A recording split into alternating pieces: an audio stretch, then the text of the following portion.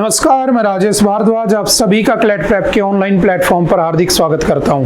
Hello everyone, welcome to CLAT prep. आज है 26 मार्च 2025 और जैसा कि आपको पता है हम डेली न्यूज एनालिसिस करते हैं, फैक्चुअल एनालिसिस करते हैं और उसके बाद 20 क्वेश्चंस की प्रैक्टिस भी करते हैं। तो चलिए उसी सीक्वेंस को कंटिन्यू करते हैं। आज कौन सा दिन है? तो आज है 26 मार्च और ऐसा कोई भी हमारा आज इंपॉर्टेंट डे नहीं है। तो चलते हैं नेक्स्ट। तो देखो, ये वाली जो न्यूज़ है आपने कुछ दिन पहले भी पढ़ी होगी, है ना। और उसका जो टाइटल था वो कुछ ऐसा था न्यूज़ के अंदर, है ना, कि जो आपका एक्स है, बेसिकली जिस एक्स को पहले हम क्या कहते थे, ट्विटर, है ना, जिसके ऊपर आप जिस भी पॉलिटिकल लीडर के बारे में, जिस भी ऑर्गेनाइजेशन के बारे में आप जब भी चाहो आपके आर्टिकल 19 यानी कि जो आपका फंडामेंटल राइट है, basically freedom to speech and expression, उसका यूज करके आप उसके अंदर अपने विचारों को एक्सप्रेस कर सकते हैं, अभिव्यक्त कर सकते हैं। ठीक है। अब उसमें क्या हुआ, किसी ने जो दिल्ली स्टैम्पेड हुआ था, जिसमें महाकुंभ के टाइम पर जो दिल्ली में ट्रेन जा रही थी, उसके अंदर लोगों की भीड़ एकदम से दौड़ पड़ी, उसमें बहुत सारे लोगों की डेथ हो गई। तो किसी ने उसकी वीडियो बनाकर ट्विटर के ऊपर डाल दी, तो अथॉरिटीज़ ने, गवर्नमेंट अथॉरिटीज़ ने उसको ब्लॉक करने के ऑर्डर दे दिए। तब ये मैटर चला था, अब ये दोबारा से न्यूज़ में आ गया। अब है क्या समझना, दोबारा से समझ लेते हैं। देखो, जो भी हमारे पास जैसे ऑनलाइन कोई मान लो कोई कंटेंट शेयर हो रहा है, ठीक है, कोई वीडियो शेयर हो रही है, कोई फोटो शेयर हो रही है, तो किसी भी तरह से अगर कोई क्राइम होता है, साइबर फ्रॉड होता है, कुछ भी होता है ऑनलाइन, तो बेसिकली उसके लिए एक एक्ट आया था, आईटी एक्ट, है ना, जिसको हमने नाम दिया था information technology act, and that was passed in 2000 में आता है। और उस इंफॉर्मेशन टेक्नोलॉजी के एक्ट में दो सेक्शन बने हुए थे, सेक्शन 79 का भी, सेक्शन 69 का ही। शायद हमने उस दिन भी डिस्कस किया था, आपको याद होगा, और इनको याद जरूर रख लेना। सेक्शन 69 के ये कहता है कि अगर कोई किसी सोशल मीडिया प्लेटफॉर्म के ऊपर कुछ इलीगल एक्टिविटी करता पाया जाता है, ठीक है, देश की सिक्योरिटी, देश की इंटीग्रिटी, ठीक है, सॉवरेनिटी के ऊपर अगर कुछ भी होता है, ठीक है, तो हम क्या कर सकते हैं, सरकार एज एन गवर्नमेंट अथॉरिटीज उसको क्या कर सकती हैं, ब्लॉक कर सकती हैं। तो ये पावर देता है आपका 69 का ही। बट 79 का भी ये कहता है कि ये जो है ना एक्ट, ये जो आपकी बड़े बड़े जो सोशल मीडिया प्लेटफॉर्म्स है, उनको एक सेफ हार्बर भी प्रोवाइड कराता है। सेफ हार्बर का मतलब ये है कि मान लो ट्विटर है, ठीक है, और ट्विटर के ऊपर किसी ने कुछ ट्वीट कर दिया और उसके बाद मान लो कुछ क्राइम हो गया, तो ट्विटर जो है एज ए प्लेटफॉर्म वो उसके लिए रिस्पॉन्सिबल नहीं होगा। ठीक है। तो ये होता है सेफ हार्बर, कि भाई आप सेफ हो, आपके प्लेटफॉर्म के ऊपर अगर कुछ हो रहा है तो आप उसके लिए जिम्मेदार नहीं हो। बट सरकार अगर चाहे, है ना, कि कोई ऑर्गेनाइजेशन है उसके अगेंस्ट कुछ बोल दिया गया किसी प्लेटफॉर्म के ऊपर, और अगर सरकार चाहे तो उसके सेफ हार्बर को छीन भी सकती है। तो बेसिकली क्या हुआ, कर्नाटक जो था उसने उनके ऊपर कहा कि भाई तुम्हें तो क्या बोलते हैं उन वीडियोज को ब्लॉक करना पड़ेगा, उसने नहीं किया, तो मैटर दोबारा क्या चला, तो बस यही था कि हमारे यहाँ पर एक पोर्टल बना हुआ है, सहयोग पोर्टल, शायद हमने उस दिन भी डिस्कस किया था। और जो सहयोग पोर्टल है बेसिकली किसके अंडर में आता है, मिनिस्ट्री ऑफ होम अफेयर्स के अंडर में आता है। ठीक है। ये जो भी अनलॉफुल डिजिटल एक्टिविटीज होती हैं उनको कॉम्बैट करने के लिए एक सहयोग पोर्टल बनाया गया था, जो बेसिकली क्या है, इसका एम है to create a unified framework to combat cyber crime. ठीक है। अब समझना, एक केस हुआ था Shreya Singhal versus union of India. ठीक है। उस केस में सहयोग पोर्टल जो था falls outside of the section 69A to order online platform to block the information. बात समझ में आ गई। उसमें सुप्रीम कोर्ट ने कहा था कि जो आपका सहयोग पोर्टल है वो अगर कोई ऑनलाइन प्लेटफॉर्म होगा तो उसको ब्लॉक करने के अंदर क्या रहेगा, उसके जुरिस्डिक्शन के बाहर रहेगा। सिंपल। अब समझना, Sahyog portal has been developed to automate the process of sending notices to intermediaries by the appropriate government or its agency under IT Act 2000 to facilitate the removal or disabling of access to any information, data or communication link being used to commit an unlawful act। समझ गए। तो ये दोबारा से news में आ गया। अब क्या है, तो अब जो ट्विटर है वो कह रहा है दिल्ली हाई कोर्ट को कि can not be compelled to join the Sahyog portal. आप हमें सहयोग पोर्टल को ज्वाइन करने के लिए जबरदस्ती नहीं कर सकते। सिंपल सा, बस याद रखना ये न्यूज़ भाई इसलिए कह रहा हूँ क्योंकि एक मैटर और चल रहा है न्यूज़ के अंदर, और वो कौन सा है, तो आपने एक कॉमेडियन के बारे में सुना होगा, काफ़ी न्यूज़ में है। उसने किसी एक पॉलिटिकल पार्टी के ऊपर, किसी एक पॉलिटिशियंस के ऊपर, है ना, एक पॉलिटिशियन के ऊपर कुछ एज ए सॉन्ग या कुछ भी उसने कहा, और उसके बाद उसके जो सपोर्टर थे उस पर्टिकुलर पॉलिटिशियन के, उन्होंने क्या किया, उसके बेसिकली स्टूडियो पे जाकर कुछ तोड़फोड़ कर दी। उसके बाद से मैटर उठ रहा है कि भाई जो आपका जो फ्रीडम ऑफ स्पीच की बात की जाती है, जो आप किसी के बारे में अपने विचार अभिव्यक्त कर सकते हो, आप आज के टाइम पर कॉमेडी भी नहीं कर सकते, वो सारे मैटर निकल के आ रहे हैं। तो कहीं कहीं से अलग अलग कुछ मुद्दे उठ रहे हैं। हो सकता है कि हमारी गवर्नमेंट कुछ नए लॉज इंप्लीमेंट करने की कोशिश करे, है ना, बात समझ में आ रही है। तो हम इसके ऊपर कुछ अलग से अपनी टिप्पणी, अपना कमेंट नहीं करना चाहेंगे, ठीक है, और समझ में आ रही है। तो चलो इसको यहीं छोड़ देते हैं, ठीक है, बढ़ जाते हैं आगे दूसरे इंपॉर्टेंट न्यूज के ऊपर। Government opposition call for changing collegium system. तो देखो एक बात समझना, ये एक न्यूज आई है, ठीक है, न्यूज में कहा गया the vice president and Rajya Sabha chairman Jagdeep Dhankhar chaired a meeting of Rajya Sabha floor leaders on Tuesday. है ना, हुआ क्या, अभी आपने देखा होगा एक केस चल रहा है ना, केस क्या चल रहा है कि जो एक जज हैं हमारे, ठीक है, माननीय जज साहब हैं, उनके घर पर गलती से आग लग गई, और जब आग लगी तो जो फायर फाइटर्स थे बेचारे, वो जब वहाँ पहुंचे आग बुझाने वाले, तो उनको किसी को नोटिस आ गया होगा कि वहाँ पर नोट भी जले हुए थे। बाद में पता चला कि लगभग हो सकता है कुछ करोड़ों में, लाखों में तो क्या करोड़ों में पैसे हो सकते हैं। तो ये न्यूज़ बनती चली गई। तो अब हमारा जो जुडिशियरी सिस्टम है, हमारे उस जुडिशियरी सिस्टम में उसको ना कि उसको पनिशमेंट दी जाए, बल्कि उसका क्या कर दिया गया, ट्रांसफर कर दिया गया। फिर बाद में जब बाहर से प्रेशर पड़ा, है ना, पॉलिटिकल पार्टीज का कह लो, है ना, अपोजिशन पार्टीज का कह लो, तो हुआ क्या कि उस पर्टिकुलर पर्सन के ऊपर सीबीआई वगैरह की केस रजिस्टर हो गए, अब जांच चल रही है, ठीक है। लेकिन बात ये नहीं है, बात बस इतनी सी है कि आपने एक और न्यूज़ साथ में देखी होगी। न्यूज़ ये चल रही थी कि कोई महिला थी, उसने ITR फाइल करना भूल गई बेचारी, तो उसको तुमने 3-6 महीने की जेल में डाल दिया, है ना। दूसरी तरफ एक जज है, उसके ऊपर एलिगेशन लग रहे हैं कि भाई इसके घर में 50 करोड़ कैश मिला है लगभग, और आप उसका ट्रांसफर कर रहे हो, लेकिन उसके लिए कुछ नहीं कर रहे हो। तो बेसिकली बहुत सारे मुद्दे उस साथ में आ रहे थे।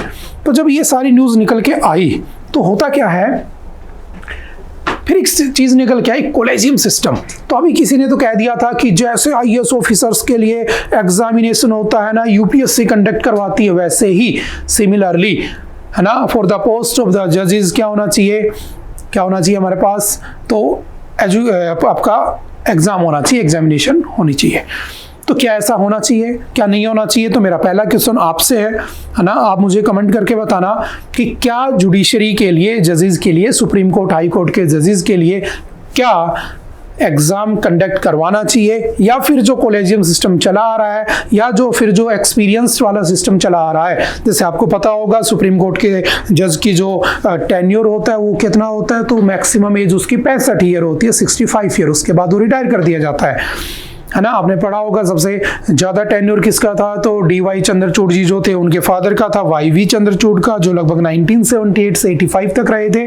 और सबसे कम किसका था, कमल नारायण का, 1991। और कमल नारायण का जो टेन्योर था वो कितना था, 17 डेज का, क्योंकि वो 65 ईयर के हो गए थे, तो उनको रिटायर कर दिया था। बात समझ में आ रही है? उसके बाद ही कहानी समझ आएगी तुम्हें कि हो क्या रहा है यहाँ पे, ठीक है। अब बताओ, मुझे बताना कि क्या उनका एग्जामिनेशन होना चाहिए या फिर उनको ऐसे ही एक्सपीरियंस के बिहाफ पर आगे जाना चाहिए। एग्जाम सिर्फ एंट्री लेवल पर होता है, RGS, HGS, UPGS आप जानते हो, ठीक है, हम उसकी बात नहीं करेंगे। तो हुआ क्या कि ये जो आपके अपोजिशन लीडर्स हैं, मल्लिकार्जुन खड़गे राज्यसभा की बात करता हूँ ना, आपके जगदीप धनखड़ जी वाइस प्रेसिडेंट ऑफ इंडिया जो है ना, इन सब ने कहा कि एक मीटिंग बुलाते हैं और क्यों ना दोबारा से वही काम करने की कोशिश की जाए जो एक बार पहले हो चुका है। और उस काम को सुप्रीम कोर्ट ने क्या कर दिया था, अनकॉन्स्टिट्यूशनल डिक्लेयर कर दिया था। तो क्या है वो पूरी कहानी, तो उसके लिए आपको क्या पढ़ना पड़ेगा, थोड़ा सा तो आपको स्टैटिक में जाना ही पड़ेगा, उसके बिना तो आपकी करंट अफेयर प्रिपेयर नहीं हो सकती है। बात समझ में आ रही है? तो समझने की कोशिश करना। हुआ क्या, हमारे यहाँ पर एक केस आता है 1981 में, ठीक है, फिर हमारे यहाँ पर एक केस आता है 1993 में, फिर हमारे पास एक केस आता है 1998 में, ठीक है।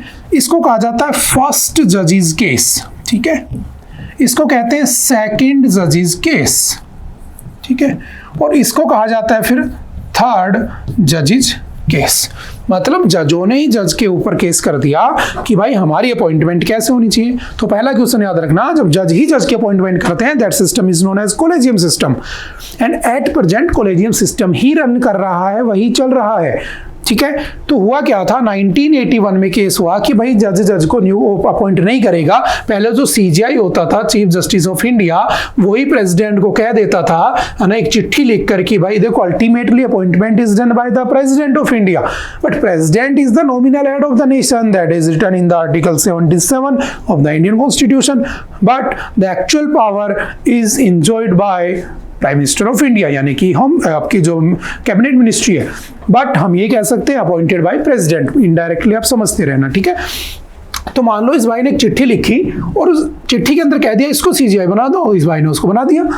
तो कहा गया ये तो रिकमेंडेशन चल रही है, मैं सीजीआई हूँ, मेरा बहुत खास आदमी है, उसको बना दोगे। हालांकि एज के ऊपर चल रहा है, कभी कभी इसको आगे पीछे कर भी देते हैं, जैसे 1973 में अजीत नाथ रे को बना दिया था, ए रे को, ठीक है, एन रे। उसके बाद 1978 के अंदर उसको हमीदुल्ला बेग को बना दिया था, वो बाद की बात है। ठीक है, अब क्या हुआ, कहा गया कि ऐसा नहीं होना चाहिए। ठीक है, फिर आया सेकंड जजेस केस 1993, इसमें कहा गया कि भाई एक होगा CGI chief justice of India plus एक इसके साथ दो सीनियर मोस्ट जज होंगे, ये जिस बंदे की रिकमेंडेशन देंगे ना प्रेसिडेंट ऑफ इंडिया को, उसको सीजीआई बनाया जाएगा। समझ गए, तो 1+2 का सिस्टम आ गया किसमें, सेकंड जजेस केस में।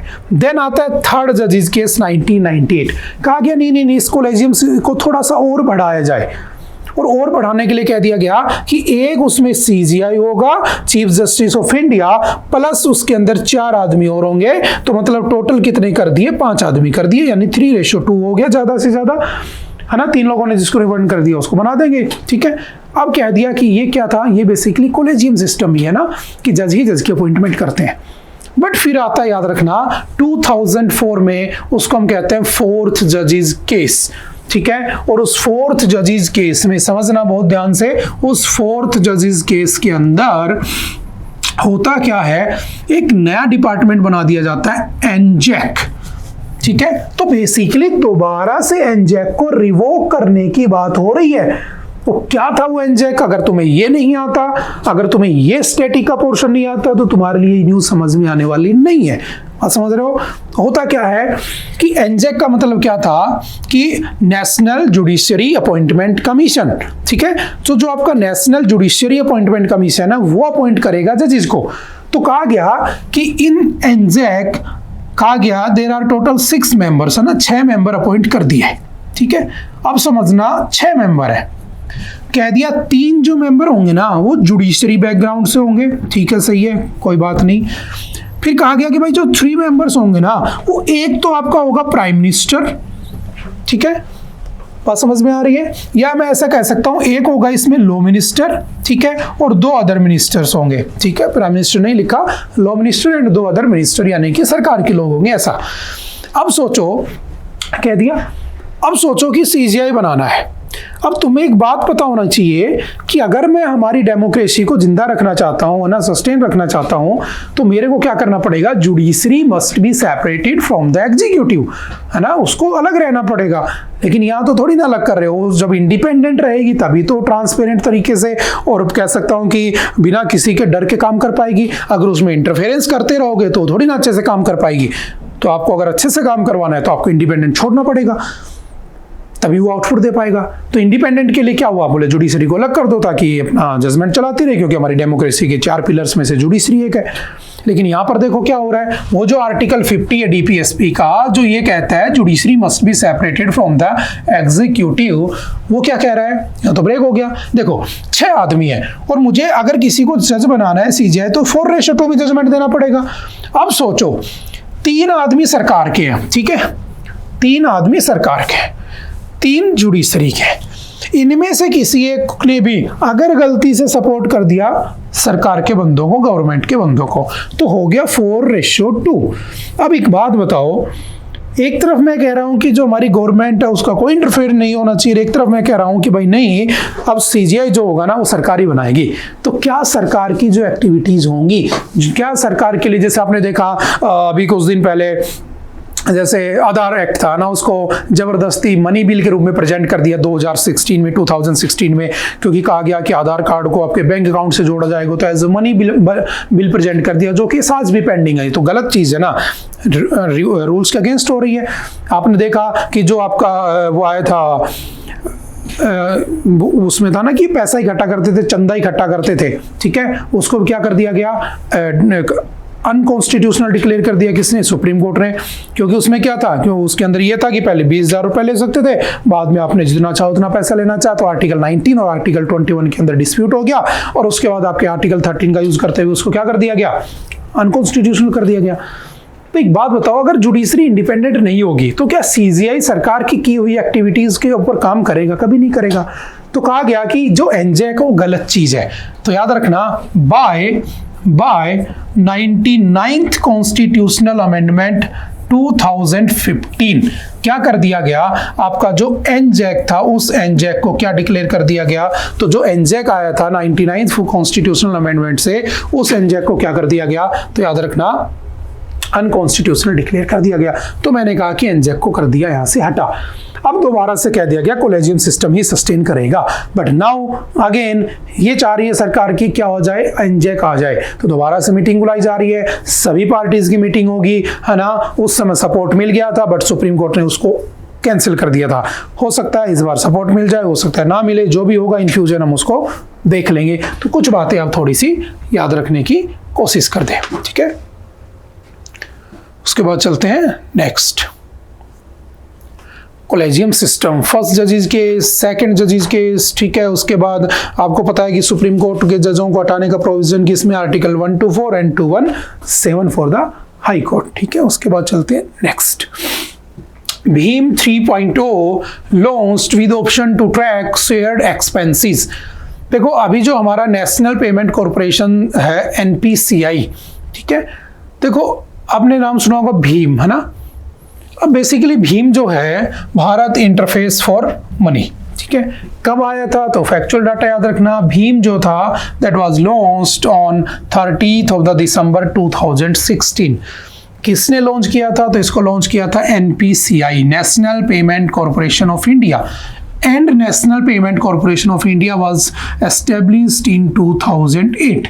इसने 2016 में क्या स्टार्ट किया था, भीम, और भीम बेसिकली यूपीआई है। तो मैं भी ये कह सकता हूँ कि यूनिफाइड पेमेंट इंटरफेस जो है UPI, that was started, that was founded in 2016, ठीक है। और क्यों लाया गया था, the app aims to promote financial inclusion and make in India digitally empowered society.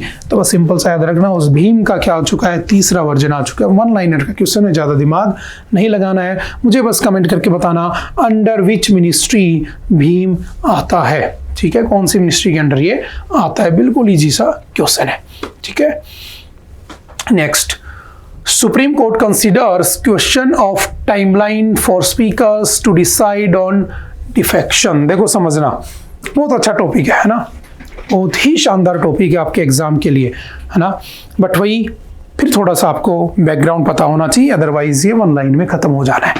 अब है क्या समझना, मान लो किसी की सरकार बनी, है ना, बहुत मेहनत से उसने जीता और सरकार बना ली, और उसने ओथ भी ले ली, शपथ भी ले ली, सरकार चल पड़ी। उसी की सरकार के 2-4 एमपी एमएलए जो थे, मान लो स्टेट की बात कर लूँ मैं, सीएम की, उसके 2-4 एमएलए निकल के दूसरी तरफ भाग गए पैसों के लालच में, ना एमपी वगैरह किसी ने खरीद लिए मान लो, तो अल्टीमेटली जब उन्होंने खरीद लिए तो निकल गए वहां से, एमएलए वगैरह खरीद लिए। अब इधर की सरकार गिर जाएगी, अब वहां के कुछ एमएलए को इन्होंने खरीद लिया तो फिर सरकार गिर जाएगी। तो आपने एक बहुत फेमस केस पढ़ा होगा, आयाराम गयाराम, है ना, हरियाणा का केस है। तो हुआ क्या था हमारे हरियाणा में, बेसिकली एक पर्सन था गयालाल, उसने कहते हैं दिन में 3 बार सरकार तोड़ दी थी। मतलब सुबह उठा तो किसी पार्टी में, दोपहर का खाना खाने के टाइम पर किसी पार्टी में, शाम को उसने डिनर के टाइम पर किसी पार्टी में। तो सुबह न्यूज आ रही है कि इसकी सरकार गिर गई, इसकी सरकार बन गई, मैं नाम नहीं ले रहा हूँ। दोपहर में न्यूज आती है इसकी सरकार गिर गई, इसकी सरकार बन गई। शाम को न्यूज आती है इसकी सरकार गिरकर इसकी सरकार बन गई। तो हमारी जो गवर्नमेंट है हमारी, उसने देखा यार ये तो गलत बात है, सेंटर वालों ने, ऐसे थोड़ी ना चलेगा, फिर हम देश का डेवलपमेंट कैसे कर पाएंगे, सरकारें गिरती रहेंगी। तो हुआ क्या, कहा गया एक एक्ट लाने की बहुत सख्त जरूरत है। तो याद रखना बाय 52nd कॉन्स्टिट्यूशनल अमेंडमेंट 1985 क्या लाया गया, एंटी डिफेक्शन लॉ लाया गया, एडीएल लाया गया। ठीक है, और जब एडीएल लाया गया तो बाद में आया था, तो किसी न किसी शेड्यूल में भी डाला गया होगा, तो इसको शेड्यूल नंबर किस में डाल दिया, तो शेड्यूल नंबर 10 में इसको ऐड ऑन कर दिया गया, इसको एंटी डिफेक्शन लॉ को। ठीक है, अब समझना कहता क्या था कि देखो पहले इसमें था कि अगर 1/3 मेंबर एक साथ छोड़कर चले जाते हैं, ठीक है, एक साथ छोड़कर चले जाते हैं, किसी दूसरी पार्टी को, किसी अदर पार्टी को ज्वाइन कर लेते हैं, समझना पूरी कहानी, अदर पार्टी को ज्वाइन कर लेते हैं, तो उनको रिजाइन देने की जरूरत नहीं है। बट अगर 1/3 मेंबर से कम किसी पार्टी के निकलते हैं तो उनको क्या करना पड़ेगा, रिजाइन देना पड़ेगा। और रिजाइन का मतलब क्या है कि वो जो एमएलए नहीं रहेंगे तो उनकी ना इधर वैल्यू रहेगी ना उधर वैल्यू रहेगी। समझ में आ रही बात? तो उसका सरकार के ऊपर कोई इफेक्ट नहीं पड़ेगा बेसिकली। तो कह दिया कि अगर 1/3 से कम जाएंगे तो उनको रिजाइन देना पड़ेगा, 1/3 से ऊपर जाएंगे तो नहीं देना पड़ेगा। फिर बाद में सोचा गया नहीं यार 1/3 भी बहुत ज्यादा है या बहुत कम है, तो बाद में एक अमेंडमेंट आया था, बताना मुझे by which constitutional amendment this 1/3 was change to 2/3।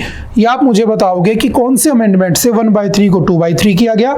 और अब अगर 2/3 मेंबर्स, समझना, अब अगर 2/3 मेंबर्स किसी पॉलिटिकल पार्टी के किसी दूसरी पॉलिटिकल पार्टी को ज्वाइन कर लेते हैं तो उनको बेसिकली एडीएल उनके ऊपर अप्लाई नहीं होता है, एंटी डिफेक्शन लॉ के अंदर वो नहीं आते हैं। समझ गए? वो इजीली जा सकते हैं। इसलिए आजकल आपने देखा होगा जब भी कोई पॉलिटिशियन की या कोई भी पॉलिटिकल पार्टी किसी दूसरे पॉलिटिकल पार्टी को तोड़ना चाहती है, सरकार को गिराना चाहती है, जैसे महाराष्ट्र है ना, चल रहा है ना आजकल, मैं नाम नहीं लूंगा दोबारा से ना, तो वहां पर भी वो क्या करते हैं, पूरे गुच्छे में खरीदते हैं, है ना। जैसे आप मार्केट में जाते हो ना तो एक अंगूर थोड़ी ना लेते हो, पूरा गुच्छा लेते हो। तो बेसिकली क्या होता है, गुच्छे के अंदर क्या खरीदे जाते हैं, एमपीज एमएलएज खरीदे जाते हैं। बोल रहे नहीं कम से कम 2/3 आओ। अगर 2/3 से कम आ गए ना 2/3 से तो एडीएल लग जाएगा, तो ना तुम हमारे काम के रहोगे ना उनके काम के रहोगे। बात समझ में आ रही है? तो ऐसा ही कुछ चल रहा है। तो अगर 2/3 से कम है तो आपको रिजाइन देना पड़ेगा, उससे ज्यादा है तो आप आकर दूसरी पार्टी ज्वाइन कर सकते हो। समझ गए? ये क्या होता है बेसिकली, एंटी डिफेक्शन लॉ। अब आ जाओ मैटर क्या है, कुछ कुछ बातें आप समझ गए होंगे क्यों लाया गया, क्या रीजन था क्या नहीं था। अब मैटर ये है समझना, सुप्रीम कोर्ट ने कहा देखो जब भी कोई रिजाइन देता है ना उसके कुछ रीजन होते हैं। देखो जैसे मान लो कोई पॉलिटिकल पार्टी का कोई बंदा इलेक्ट हो गया, ठीक है, इलेक्शन जीत गया, और इलेक्शन जीतने के बाद उसने किसी पॉलिटिकल पार्टी को ज्वाइन कर लिया, ठीक है। तो अगर वो बंदा किसी दूसरी पार्टी को नेक्स्ट या न्यू पार्टी को ज्वाइन कर ले तो उसके ऊपर लग जाएगा एंटी डिफेक्शन लॉ, और उसकी जो उसके ऊपर क्या हो जाएगा, उसको रिजाइन देना पड़ेगा, उसकी पोस्ट चली जाएगी। ठीक है, पहला केस। दूसरा केस समझना, कोई मेरे जैसा इंडिपेंडेंट बंदा है। अब बताओ इंडिपेंडेंट जो कैंडिडेट होते हैं उन इंडिपेंडेंट कैंडिडेट को भी तो जिताया जाता है, उसको भी तो लोग विश्वास करते हैं कि यार ये हमारा बंदा है, ये भी वहां बैठेगा, ये भी पार्लियामेंट में बैठेगा, ये भी हमारा असेंबली में बैठेगा। बट जैसे वो इलेक्ट हुआ उसने जाकर क्या किया, तुरंत किसी दूसरी पार्टी को ज्वाइन कर लिया, तो उसकी मेंबरशिप भी क्या हो जाएगी, चली जाएगी। ये भी एक रूल है। समझ में आ रही बात? अब तीसरा रूल ये होता है फॉर एग्जाम्पल कि जो नॉमिनेटेड मेंबर होते हैं, अब आप कहोगे सर नॉमिनेटेड मेंबर कौन होते हैं, अगेन आपको थोड़ा बहुत स्टैटिक की नॉलेज होनी चाहिए, है ना। देखो हमारी लोकसभा की अगर मैं बात करूं और राज्यसभा की बात करूं तो लोकसभा के अंदर पहले 2 नॉमिनेटेड मेंबर होते थे जिनको हम एंग्लो इंडियंस कहते थे। And Anglo Indians are basically वो लोग होते हैं जिनकी mother is compulsory from India but father और या ग्रैंडफादर कहां से, यूरोप से है, तो हम उनको एंग्लो इंडियन कहते थे, जो आजकल कम हो चुके हैं। ठीक है, तो हमने उन एंग्लो इंडियन की पोस्ट को याद रखना 2020 में 19-20 में कॉन्स्टिट्यूशनल अमेंडमेंट करके बाय 104th कॉन्स्टिट्यूशनल अमेंडमेंट हमने उनको 2020 में क्या कर दिया, अबोलिश कर दिया। तो नाउ नॉमिनेटेड नहीं है लोकसभा में, बट इन राज्यसभा के अंदर याद रखना 245 मेंबर्स में से 233 का इलेक्शन होता है और 12 are nominated by the president. अब सोचो प्रेसिडेंट जिसको नॉमिनेट करेगा, मैंने कहा था प्रेसिडेंट क्या है, कैबिनेट मिनिस्ट्री के इशारों पर काम करता है, तो president is the nominal head, actual head is the prime minister. तो बेसिकली सरकार के इशारों पर प्रेसिडेंट नाचता है, मैं ये कह सकता हूं। क्योंकि उसके हाथ के उसके पास पावर है पूरी। अब सोचो प्रेसिडेंट ने जिसको अपॉइंट किया वो आदमी किसकी तरफ रहेगा, तो वो आदमी किसकी तरफ रहेगा, जो उसको अपॉइंट करे उसकी तरफ। तो क्या रूल होता है कि ये जो नॉमिनेटेड मेंबर होते हैं ना, इनको अपॉइंटमेंट के विद इन 6 मंथ क्या करना होता है, अपना नेता चुनना होता है, अपनी पार्टी चुननी होती है कि मैं इसकी तरफ रहूंगा, ठीक है। उसके बाद वो बदले नहीं जाएंगे, वरना उनको रिजाइन देना पड़ जाएगा, समझ गए। एक होता है whip. What do you mean by whip? Whip क्या होता है समझना, इसी का ये केस है पूरा। This whole news relates with the whip. What is whip समझना, होता क्या है कि मान लो हर पॉलिटिकल पार्टी, याद रखना, हर पॉलिटिकल पार्टी क्या करती है, व्हीप बुलाती है। What do you mean bye whip, तो समझना, मान लो मेरी कोई पॉलिटिकल पार्टी है और मेरी पार्लियामेंट के अंदर मान लो मेरे 50 MP हैं, ठीक है। अब मैं कोई बात को सपोर्ट कर रहा हूं, मैं कोई बिल को सपोर्ट कर रहा हूं, ठीक है, तो मेरे 50 लोगों में से मेरे 40 लोग तो मेरे साथ हैं, बट मेरे 10 लोग मेरे साथ नहीं है। समझ में आ रही बात, they are not with me, they are supporting next party, ठीक है, दूसरी पार्टी को सपोर्ट कर रहे हैं। तो मैं चाहता हूं कि जो का प्रेसाइडिंग ऑफिसर है, प्रेसाइडिंग ऑफिसर कौन होता है in the Lok Sabha speaker, that is Om Birla right now. और अगर पूछे राज्यसभा तो vice president of India, because you know according to the article of number of 64 of the Indian constitution, vice president is the ex officio chairman of the Rajya Sabha, तो वो हमारा chairman होता है। तो अब सोचो, मैं कह रहा हूं, देखो लोकसभा का जो लोकसभा का स्पीकर है या वाइस प्रेसिडेंट है, ठीक है। अब मान लो लोकसभा का स्पीकर है, उसको अपॉइंट किसने किया है, तो रूलिंग पार्टी का बंदा है। मैं क्या कह रहा हूं, मैं ये कह रहा हूं कि उससे जो बैठा रहता है ना, ऑर्डर शांत हो जाओ, है ना, वो सब करता रहता है, उसकी बात कर रहा हूं, समझ गए होंगे, है ना, इतना तो आप देखते होंगे लोकसभा टीवी कभी ना कभी। अब सोचो, मैं उनसे कह रहा हूं कि मेरे 50 आदमियों में से मेरे 40 आदमी मेरी बात मान रहे हैं, मेरे 10 आदमी मेरी बात नहीं मान रहे, तो आप इन 10 आदमियों को यहां से सस्पेंड कर दो, समझ रहे हो। लेकिन जो आपके प्रेसाइडिंग ऑफिसर्स हैं, उनके पास कोई टाइम लिमिट नहीं है। अब सोचो, टाइम लिमिट नहीं है तो उनके 10 लोगों को जब वो चाहते हैं कि निकाल दें, क्योंकि वो हमारी पार्टी, क्योंकि हमसे गद्दारी कर रहे हैं, फिर वही वर डारे बार ना, हमारे से गद्दारी कर रहे हैं, तो बेसिकली इनको ब्लॉक कर दिया जाए, इनको बाहर भेज दिया जाए, सस्पेंड कर दिया जाए। लेकिन वो नहीं करते हैं, क्योंकि अगर उनका फायदा हो रहा होता है, रूलिंग पार्टी का फायदा हो रहा होता है, तो वो नहीं करते, 10-10 महीने, 1-1 साल निकाल देते हैं। तो सुप्रीम कोर्ट ने कहा कि जो आपका टाइमलाइन है ना स्पीकर्स को, कि किसको डिफेक्शन करना है, किसको रिजाइन लेना है, किसको नहीं लेना, उसको क्या किया जाए, फिक्स किया जाए। बस उसी की बात कर रहा हूं, और कुछ भी नहीं है, ठीक है। आई थिंक आपको कुछ बातें समझ में आई होंगी, थोड़ा सा इसको एक बार पढ़ लेना, ठीक है। फिर भी कोई डाउट हो तो हम फिर डिस्कस कर लेंगे, क्योंकि दोबारा से एक इसमें आ जाएगा, न्यूज में आ जाएगा, ठीक है। चलते हैं next. States cannot compensate freebies from funds meant for disaster relief, Amit Shah. अब देखो, अमित शाह जी को आप जानते हो, ये कह रहे हैं कि भाई जो पैसा हम तुम्हें डिजास्टर मैनेजमेंट के लिए देते हैं, उस पैसे का यूज आप फ्रीबीज में नहीं करोगे। Then what do you mean by freebies? Freebies का मतलब है रेवड़िया, जो तुम फ्री में बांटते हो, जो तुम कहते हो कि अगर हमारी सरकार बनी तो हम तुम्हें वहाँ घुमाएंगे, हम तुम्हें वहाँ घुमाएंगे, है ना, हम तुम्हें इतना पैसा दे देंगे, हम तुम्हें इतने किलो राशन दे देंगे, वो सब फ्री बीजी तो है ना, तुम्हें लुभाने के लिए की जाती है। तो हमारे ऑनरेबल होम मिनिस्टर जी अमित शाह जी का कहना है कि जो पैसा तुम्हें डिजास्टर मैनेजमेंट के लिए मिलता है, उस पैसे का यूज आप फ्रीबीज में नहीं करोगे, दैट्स इट। तो न्यूज हो जाती है यहाँ खत्म। अब आपको पता होना चाहिए what is disaster management, what is the fund of India, ऐसा कहाँ रखा होता है। Then again you have to go to study the static portion. और समझ में आ रही है? अगर तुम्हें ये नहीं बता दो फिर कोई सेंस नहीं बनती। तो समझना, भारत सरकार जितना पैसा कमाती है, चाहे वो डायरेक्ट टैक्स से हो सीबीडीटी, चाहे वो इनडायरेक्ट टैक्स से हो CBIC, central board of indirect taxes and customs, है ना, कहीं से पैसा कमाती हो, चाहे जीएसटी हो, goods and services tax that was implemented on 1 जुलाई 2017, जो भी कुछ हो, अगर सरकार के पास पैसा आ रहा है, देन दैट पैसा वो कहाँ स्टोर किया जाता है? वो एक जगह स्टोर किया जाता है, जिसे हम क्या कहते हैं? जिसे हम कहते हैं बेसिकली फंड, ठीक है, पैसा।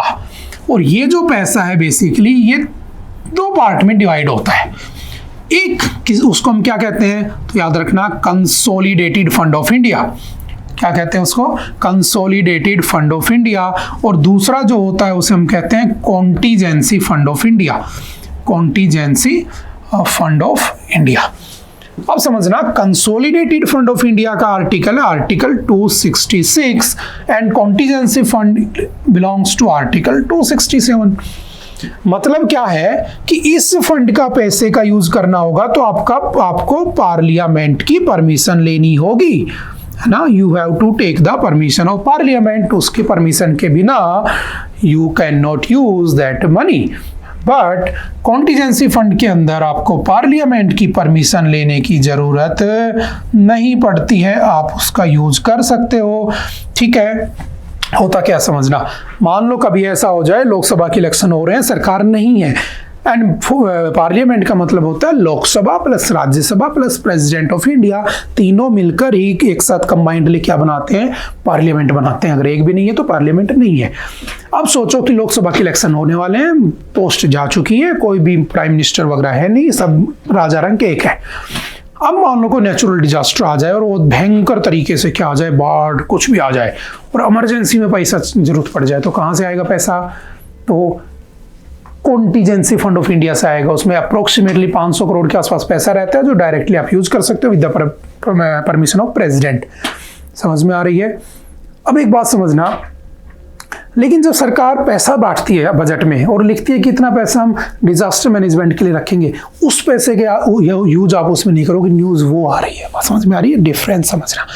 और इसी में आपने एक सुना होगा पीपीएफ भी होता है ना, पब्लिक प्रोविडेंट फंड भी होता है, जिसके अंदर लोगों का पैसा जमा होता है ना। आप लोगों भी करते होगे, आप लोगों के घर वाले भी, मम्मी पापा से पूछना, उनका भी पीएफ वगैरह कटता होगा, तो बेसिकली उसमें इंक्लूड होता है। उसके बाद आपको कुछ पर्टिकुलर टाइम 15-20 साल के बाद आपको कुछ पैसा इंटरेस्ट के साथ मिल जाता है, तो वो भी सरकार के पास होता है, सरकार यूज कर सकती है। समझ गए। बट उसके लिए भी आपको पार्लियामेंट की परमिशन लेने की जरूरत पड़ती है। समझ गए। सिंपल सी 3 बातें याद रखना, ठीक है। और इसमें ऐसा कुछ पढ़ने का नहीं है। The central government has allowed contributions from any person or institution in the national disaster response fund as per section 46(1)(b of the disaster management act 2005. The consolidated fund has further been divided into revenue and capital divisions. All other monies received by or on behalf of the government are credited to the public account. ठीक है। Contingency fund enables the government to meet unforeseen expenditure, समझ गए ना, and which can not wait approval of the parliament, जो भी हमने discuss किया। समझ गए। तो बाकी न्यूज खत्म हो जाती है। और अभी बिल आ रहा है, जब ये पास हो जाएगा, एक्ट बन जाएगा, तो हम इसको दोबारा से पढ़ लेंगे। राज्यसभा ने इसको पास भी कर दिया है। Next, no comic relief, India's politicians are showing intolerance of satire. देखो ये वही न्यूज आगे निकल के दोबारा से ना, freedom of speech and expression आपके आर्टिकल नंबर 19 में लिखा है, जो आपको इस बात की आज़ादी देता है कि आप क्या कर सकते हो, किसी के लिए भी कुछ भी बोल सकते हो। बट याद रखना उसके अंदर कुछ कंडीशंस भी होती हैं। आर्टिकल 19 के 1 के ए में ये सारी बातें हैं, बट आर्टिकल 19 के 2 में ये भी लिखा है कि these freedoms are not absolute. शायद हमने कुछ टाइम पहले पढ़ा भी था। ठीक है। अगर आप लॉ एंड ऑर्डर को डिस्ट्रॉय मतलब कि फॉलो नहीं करते हो, आप मोरालिटी को फॉलो नहीं करते हो, ठीक है, आप पब्लिक हेल्थ का ध्यान नहीं रखते हो, बहुत सारी चीज़ें हैं, ठीक है, सोवरेनिटी का ध्यान नहीं रखते हो, integrity security of the nation, तो उस केस में क्या कर सकते हैं, सरकार आपसे ये फ्रीडम्स छीनी जा सकती है। और as you know only article 20 and 21 ऐसे हैं जो आपको इवन इन इमरजेंसी में मिले होते हैं, बाकी छीन लिए जाते हैं। समझ गए। तो आर्टिकल 19 की बात हो रही है, उस कॉमेडियन की बात हो रही है, तो थोड़ा सा मैटर और बढ़ने दो। हमारे पास बहुत प्लेंटी, बहुत सारा टाइम हमारे पास, तो जब धीरे धीरे आगे चलेगा, दोबारा न्यूज़ में आएगा, तो हम अगेन उसके ऊपर डिस्कस कर लेंगे। हो सकेगा तो हम उसके ऊपर एक MIT बना लेंगे। कुछ होने देते हैं पहले उसमें ना। ये वही है, the violent reaction to comedian Kunal Kamraj, ठीक है, वो एकनाथ शिंदे के ऊपर कुछ बोल दिया था, उनके लोगों ने जाकर उनके स्टूडियो वगैरह को तोड़ दिया था। ठीक है। तो हम ज़्यादा कुछ बोलेंगे नहीं इसके अंदर। ठीक है। चलते हैं next, the great abandonment of Afghanistan. समझना, अफगानिस्तान एक ऐसी धरती जिसके ऊपर टेररिस्ट भी रहे, जिसके ऊपर अमेरिका भी आया। अमेरिका ने कहा 2000 में कि मैं अफगानिस्तान को ग्रेट बना दूंगा, बट वो अफगानिस्तान को ग्रेट बनाने थोड़ी ना आया था। वो अफगानिस्तान की धरती के अंदर जो रिच मिनरल्स थे उनको निकालने के लिए आया था, उनको चाहिए थे वो। तो बेसिकली क्या हुआ कि अमेरिका आता है ना, अमेरिका अपनी फौज लाता है, आर्मी लाता है, बहुत सारे साल तक रहता है, लगभग 20 साल तक रहता है। लेकिन वहाँ पर जो तालिबान ग्रुप था, वो तालिबान ग्रुप इतना इतना इतना एक्टिव हो जाता है, इतना पावरफुल हो जाता है कि जो आपका अफगानिस्तान है उसको हैंड ओवर कर दिया जाता है टू तालिबान। तो याद रखना, इन 2020 में एक एग्रीमेंट होता है, दोहा एग्रीमेंट। ठीक है, what do you mean bye Doha agreement? तो सिंपल सा याद रखना, इन दोहा एग्रीमेंट होता क्या है, बेसिकली आपके जो यूएसए है वो इस अफगानिस्तान को हैंड ओवर कर देता है, किसको? तालिबान को। ठीक है, और ये तालिबान को दे दिया जाता है कि ऑफिशियली वहां का हो गया। तो अब कहा गया कि जो तालिबान है ना, उसको हर तरीके से उसको क्या किया गया? अबंडन किया गया, और कुछ भी नहीं है। अगर हकीकत देखी जाए तो देखो, आज इतना टाइम आगे आ चुका है, मॉडर्न इंडिया, मतलब कि मॉडर्न जो टाइम है इतना आगे आ चुका है। आप देखते हो ना, वुमेन राइट की बात करती है दुनिया, ठीक है ना। लेकिन आप कभी तालिबान की न्यूज़ देखना, वहाँ पर अब अगर लड़की है तो स्कूल नहीं जा सकती, कॉलेज नहीं जा सकती, यूनिवर्सिटी नहीं जा सकती है, पब्लिक प्लेस में नहीं जा सकती है, उसके बदन का कोई हिस्सा दिखना नहीं चाहिए, बिल्कुल कवर होना चाहिए, है ना। मतलब ऐसे ऐसे रूल्स उन्होंने बना दिए कि अगर तुम गलती से तालिबान में पैदा हो गए और गलती से आप तालिबान में एज ए गर्ल पैदा हो गए ना, एक लड़की के रूप में पैदा हो गए, तो समझो तुमने दोबारा से अगर तुम स्वर्ग से आए थे तो सीधा नरक में चले गए, और अगर तुम नरक से ही आए थे तो तुमने फिर दोबारा नरक में चले गए। मतलब धरती पे नरक है बेसिकली महिलाओं के लिए।